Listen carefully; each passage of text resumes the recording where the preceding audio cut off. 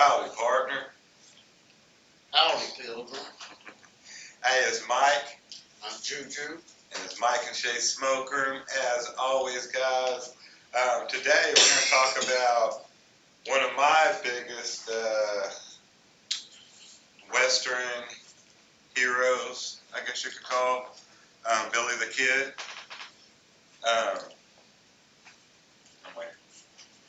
We're going to smoke and just talk a little bit about Billy the Kid and maybe a few other outlaws from the past that have a really big persona around them.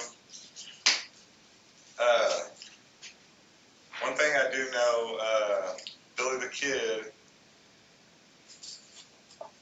was claimed to have killed 21 men by the time he was 21, which was pretty much a tall tale. It was exaggerated. I think the number, if you do the research yourself, is a lot smaller. I don't know the exact number. I also think that some of the, you wrote this back.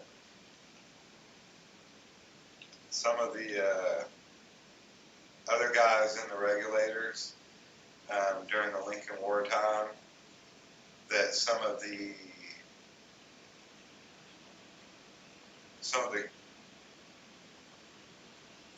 deaths that had fell on from their gun was probably put onto Billy's body count. Yeah. I don't know why I was struggling with that. Great to you. One of my favorites, I've watched probably every Billy the Kid movie that's been done. There's, I'd say 10 plus that I've watched and been able to find. My favorite by far is Young Guns, 1 and 2. They're both really great. None of them are accurate as the real story. That would be cool. But the Young Gun story, if you don't know it, goes into Billy and how he started out at the Tunsil Ranch. John Tunsil was an older gentleman that had a store there in Lincoln County and a ranch right outside, and took in a lot of young men that needed work and that were a little hardened and left home earlier at a young age. Billy was the youngest of these guys during this time. He was quite a bit younger than the other guys in the regulators. What really started the Lincoln War was John Tunsil was murdered one night after a party in the town for whatever money reason, political reasons. We won't go into all that, but there were certain people that had him murdered, and that kind of set off the Lincoln War.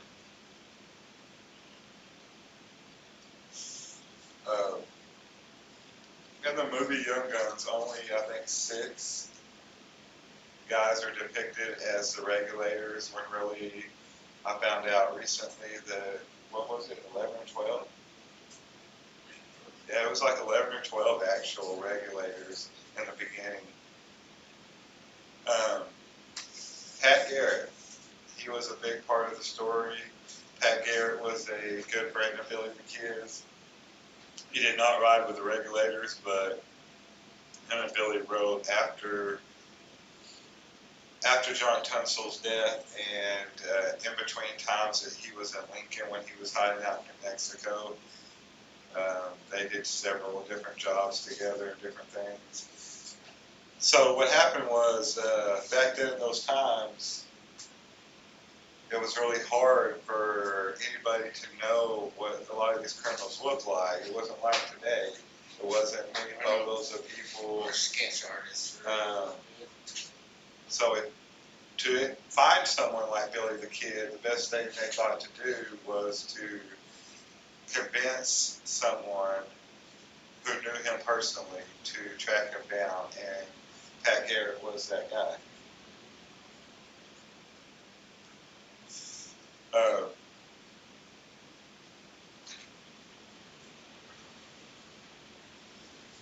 what I really want to go into today isn't as much Billy the Kid during those times. I just want to give a little background into the beginning of Billy. So there's two men that have claimed, no, let me take that back. There's one man who has claimed publicly, Brushy Bill Roberts, who claimed to be Billy the Kid and had some things that made people believe he was. He asked for a pardon and to be recognized as Billy the Kid, or William H. Marney, as his real name is. And the governor of New Mexico at that time denied his request.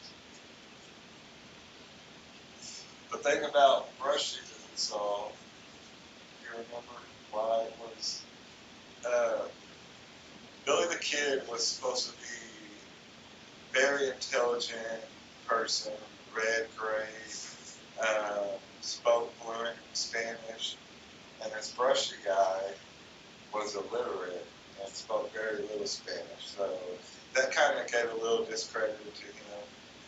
The guy that I want to really talk about, who I recently learned about, his name was John Miller. John Miller was, I'm going to pull up a picture of John Miller and then a comparison of the two. This here, guys, is John Miller. John Miller, there is no account of John Miller at all before 1881. And that account is of his marriage to his wife, Isadora, who was a Mexican lady that only spoke Spanish. Now, the funny thing about it is there's not one piece of scrap of anything of this man before 1881, 2 months or so after the supposed death of Billy the Kid. All of a sudden, this guy comes out of nowhere. Now, there are people who were said to be witnesses at this wedding that said John Miller wore a gun on his side and he had a gun wound, a shot wound that was bleeding through his shirt. I don't know how accurate that is.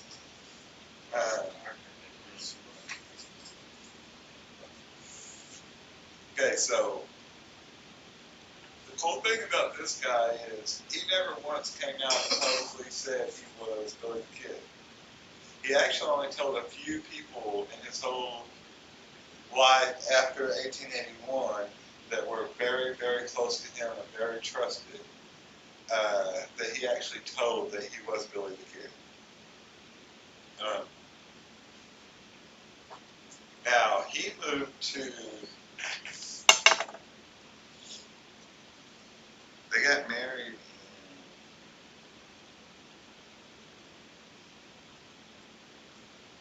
August 8th, 1881. He was married to a Mexican girl named Isadora in Las Vegas, New Mexico territory.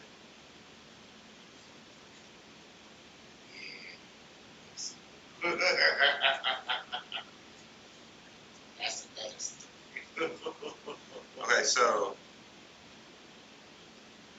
he ended up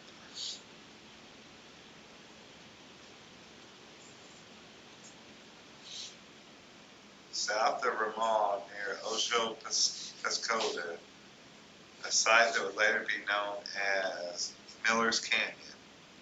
Over the next several years, he established himself as a talented horseman, prominent rancher, and continually added to his house. He and Isadora made many friends in that community and were very well liked. Okay, so my point of bringing that up was they spent many years in this area being very prominent. something about this man was that in that area there was a lot of bandits and a lot of people, young gunmen, rustlers and gunmen that were really running wild. This man here, John Miller, was said by everybody in that community to have good relations with those men. And he would let them stay at his house when they were there. And he would work out deals with them to end up giving back all of the animals to the neighbors of his and stuff. So he clearly had connections to a lot of people and people that respected him. Gunmen and rustlers.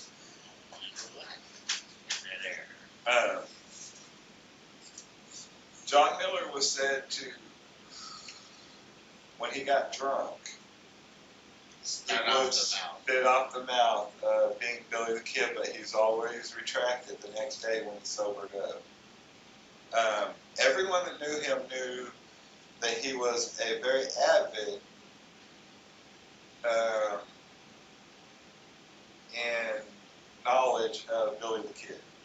He knew a whole lot about Billy the Kid and about the Lincoln War.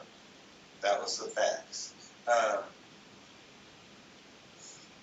It was also said that he was a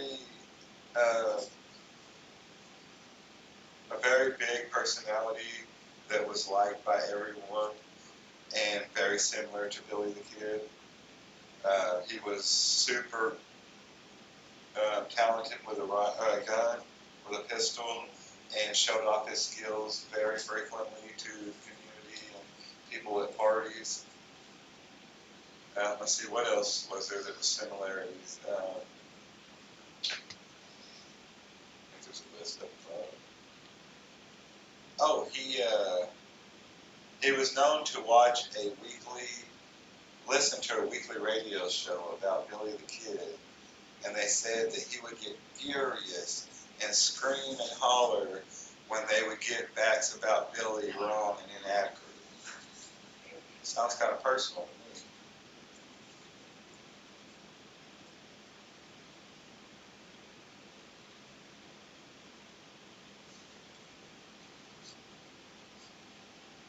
Well, these songs come on Channel 7, they said, calm next down. Right?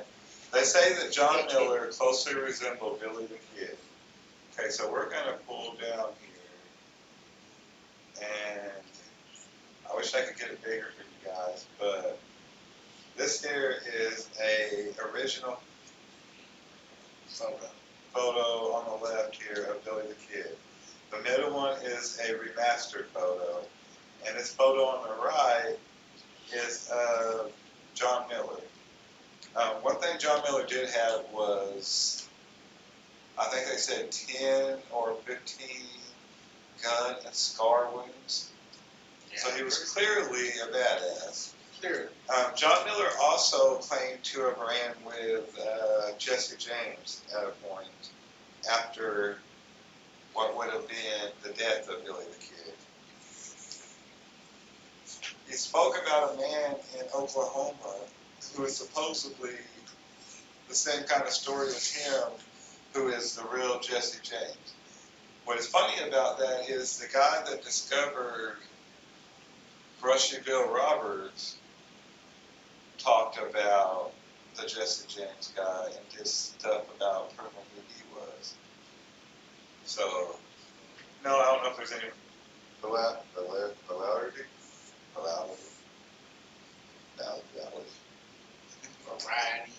What? Variety. Virality. If there's any truth in that, I'll just say that. Here's a bigger picture of Billy. What they do say about Billy the Kid is that this is the only known picture of him. They say it's a very unflattering picture of him.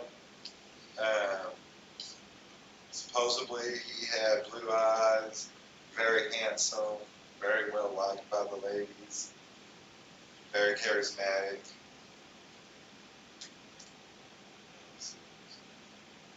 I want to say this is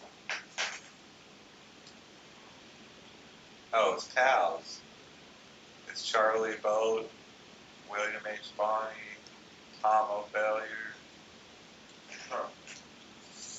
Several regulators.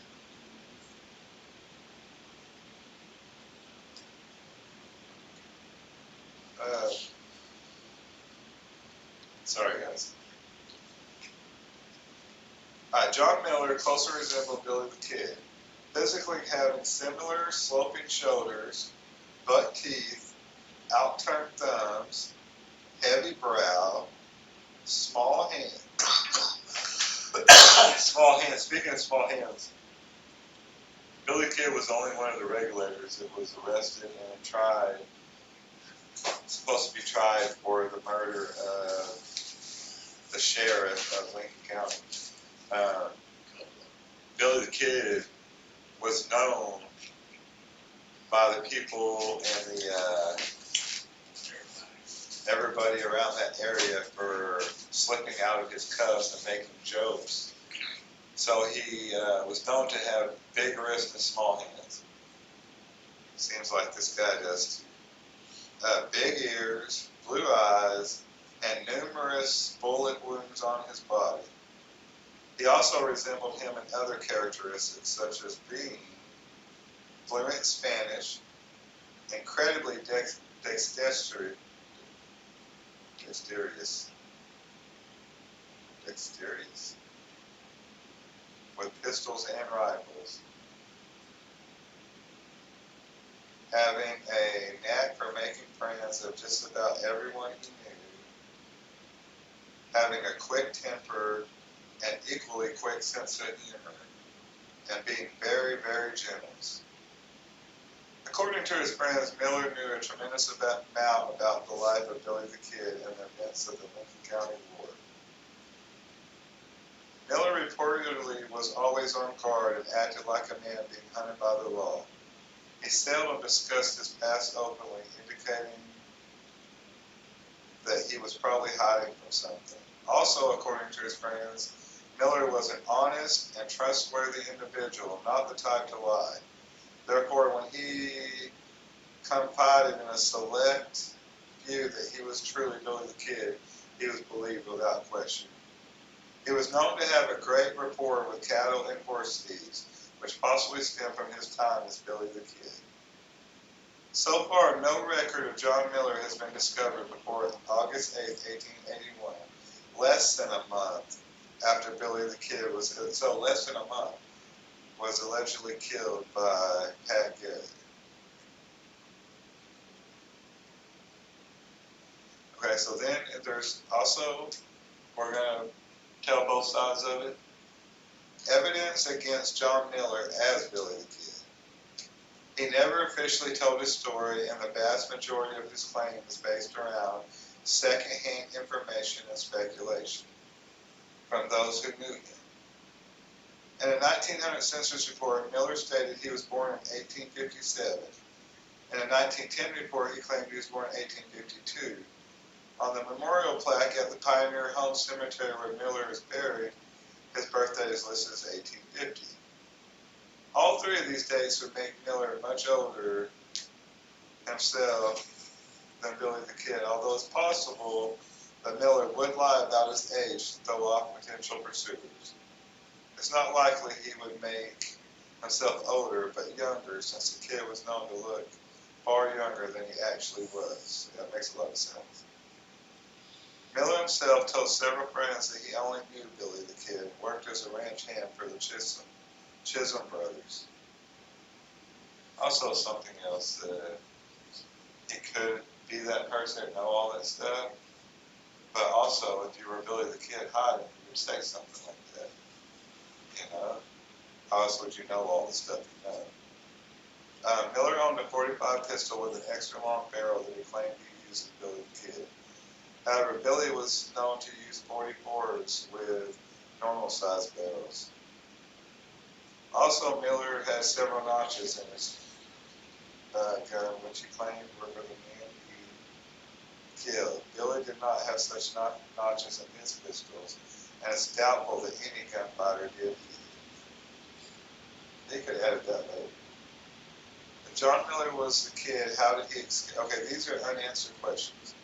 How did he escape from Pat Garrett at Fort Sumner? Apparently, Miller told different versions of this to different friends. One version is that he was shot in the chest a week or so before July 14th, and that Isadora was nursing him back to health when Garrett accidentally killed a Mexican sheep herder in the Maxwell house. Another version is that Miller was himself shot by Garrett in the Maxwell house and played dead while Garrett inspected him. When Miller was then carried away by his Mexican friends to be prepared for burial, he showed signs of life and was hidden by Isadora. Meanwhile, a Mexican who died a day earlier was placed in the casket meant for Billy and buried. In the latter scenarios, Garrett never learned that Billy was not killed. If Miller was the kid, though, how did he come by the wagon? Provisions and a small herd of cattle that he and Isadora had in their possessions when they arrived in Las Vegas in 1881. Could have stolen. Who was Isadora really? She claimed she lived at Fort Summer when her husband, a.k.a. Billy the Kid, was allegedly killed by Garrett.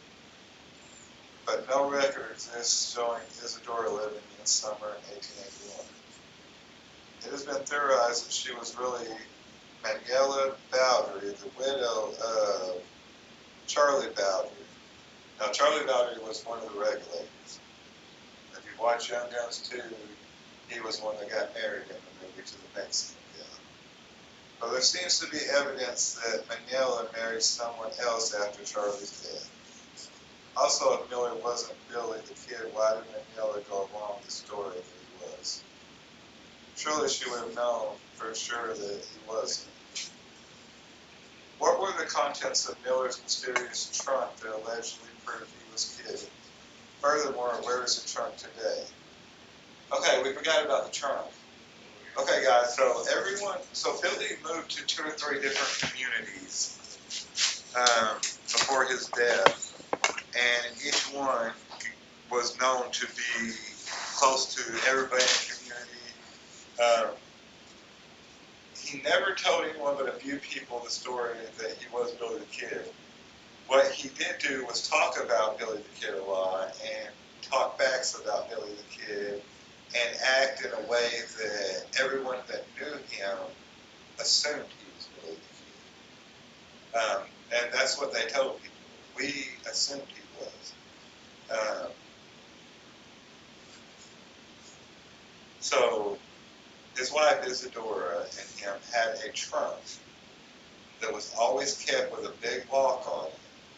And anybody that came over to their house at functions or to the ranch, they knew of this box, but no one ever knew what was inside of this trunk. It was super secretive. This trunk, okay, so Isadora died in a house fire.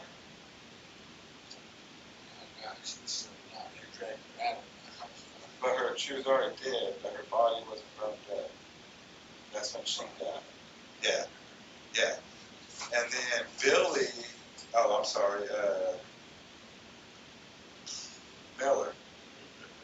Miller, a.k.a. maybe Billy the Kid,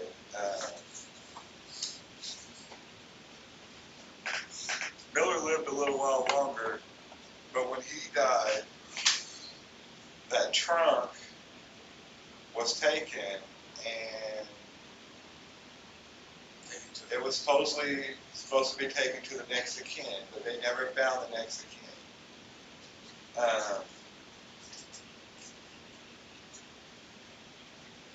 The guy that, however long later, was in charge of finding the next of kin and that had that trunk in his possession and traveled with it, went and met several friends and people in the communities that Miller lived in, him and Isadora, and they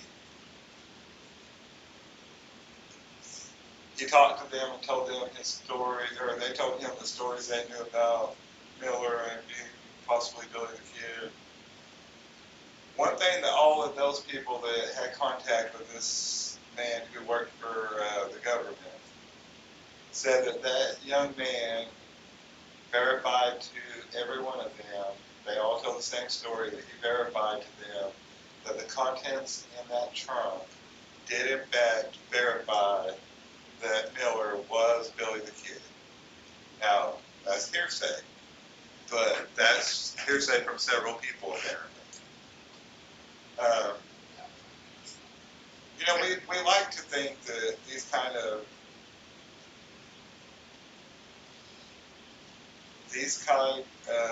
figures in our past and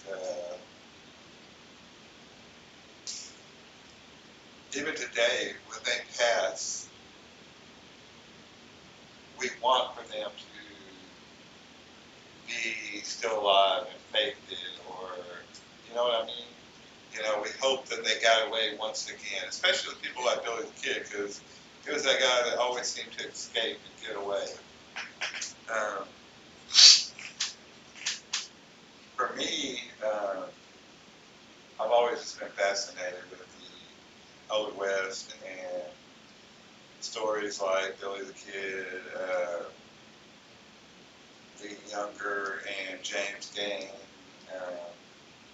Saying that a lot. The Younger and James Gang. We have Pat Garrett, Doc Holliday, the Cowboys. One person that I used to really be a fan of was Pat Garrett until I learned a lot of things about his character and that he supposedly shot a lot of men in the back. Doc Holliday. Maybe we'll do a Doc Holliday one time. One of my other favorites. Like, what a cool guy. Like, what a cool character. He was a dentist who had a gambling problem and got tuberculosis real bad and started living the life of a gambler and a gunslinger. And supposedly one of the fastest gunslingers in the era.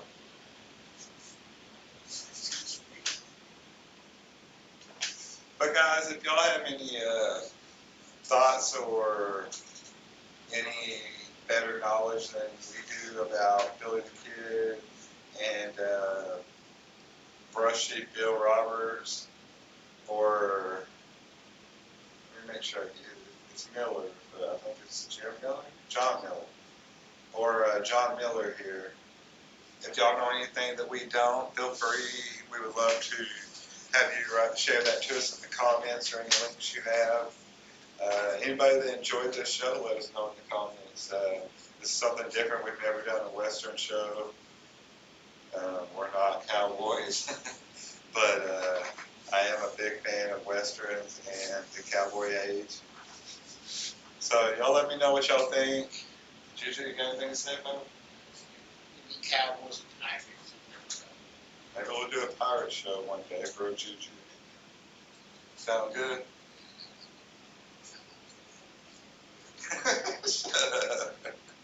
Alright guys, if y'all haven't already hit that sub button, y'all smash it down for me. Suggest. Like and share, help us build this community. And honest, from my heart guys, everyone that has already subbed up, all 230, whatever it's at today, thank you guys. I love you all. I love everybody. Until next time, peace guys.